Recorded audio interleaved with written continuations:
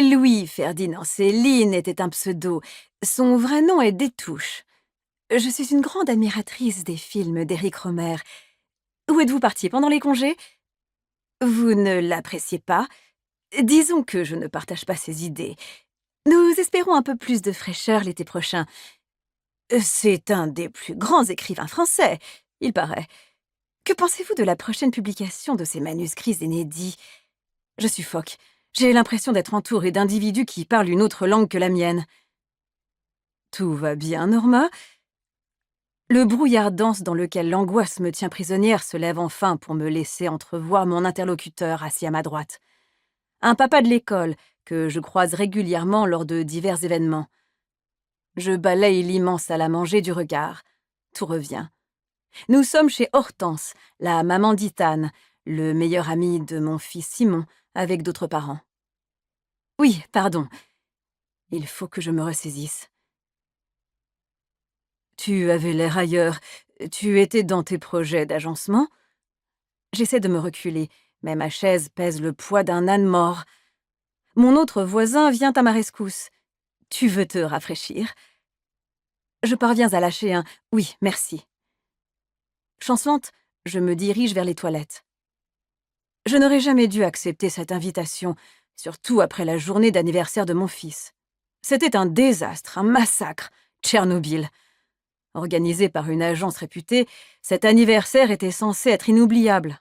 Inoubliable, il l'a été, en effet, mais pas dans le bon sens du terme. Cette fête, initialement prévue dans le parc à côté de chez moi, s'est tenue dans mon salon, en raison d'une météo capricieuse. 10 garçons de 6 ans ont donc investi mon séjour, dont la décoration est le fruit de longues années de recherche minutieuse. L'un d'eux a vomi la moitié des guimauves sur mon canapé en velours, pendant qu'un autre hurlait en voyant son crâne gonflé dans le miroir après une rencontre frontale avec l'angle d'un mur. Ça, c'était avant que le magicien ne perde le contrôle de la colombe qu'il venait de faire apparaître, qui s'est soulagée en plein vol. J'aurais dû lui demander de me faire disparaître.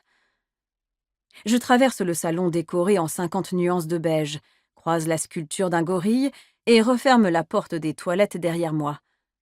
Dans cet espace, pourtant confiné, mon souffle retrouve enfin son rythme normal. Ce soir, les discussions tournent autour d'éducation, de politique, de réchauffement climatique, de littérature classique et de cinéma d'auteur. Même si ce dîner n'est pas une compétition intellectuelle ou un concours d'éloquence, je me sens, comme souvent, décalée, pas à la hauteur, illégitime, exclue.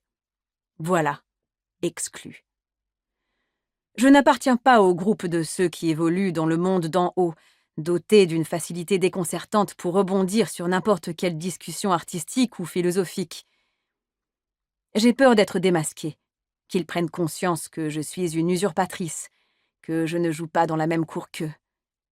J'ai de plus en plus de mal à donner le change. La journée a été longue et je suis fatiguée. Dans ces moments-là, faire semblant me demande des efforts démesurés. Je ne sais pas si j'arriverai un jour à trouver ma place parmi eux, ou même si j'en ai encore envie. Rafraîchie, je regagne la salle à manger et rassure mon mari d'un léger sourire en m'asseyant. Samuel, lui, semble dans son élément,